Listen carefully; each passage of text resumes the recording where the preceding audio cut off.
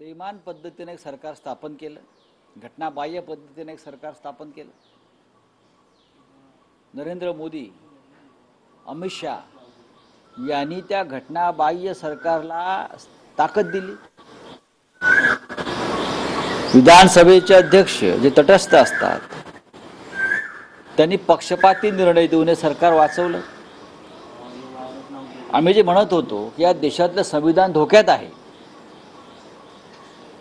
या देशातलं संविधान धोक्यात आहे, यांच्या हातामध्ये संविधानाची हत्या होते.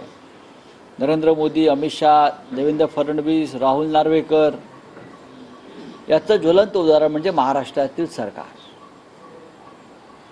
राज्यपालांनी अत्यंत घटनाबाह्य पद्धतीनं बहुमत चाचणी घेण्याचे फरमान सोडलं. हे सरकार बनवताना पंतप्रधान, गृहमंत्री, राज्यपाल, न्यायालय, विधानसभा अध्यक्ष या प्रत्येकानं बेकायदेशीर आणि घटनाबाह्य, असंवैधानिक, अनकॉन्स्टिट्यूशनल अशा प्रकारची कृती केली आणि त्यातून हे बेकायदेशीर सरकार जन्माला आलं आणि ते बेकायदेशीर पद्धतीनं ऑक्सिजनवर टिकवलं. त्याच्यामुळे हे सरकार जे आहे हे फसवणुकीतून निर्माण झालेलं सरकार महाराष्ट्र राज्याच्या छाताडावर बसलेलं आहे आणि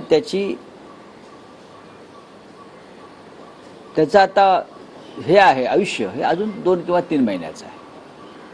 लोकसभा निवडणुकीमध्ये या सरकारला लोकांनी लाथाडलं, नाकारलं आणि विधानसभा निवडणुकीतसुद्धा या सरकारचा दारुण पराभव होईल.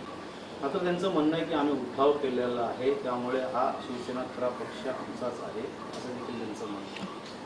असं आहे की मिंधे काय म्हणतात त्याच्यावरती जग चालत नाही. कसला उठाव त्यांचा?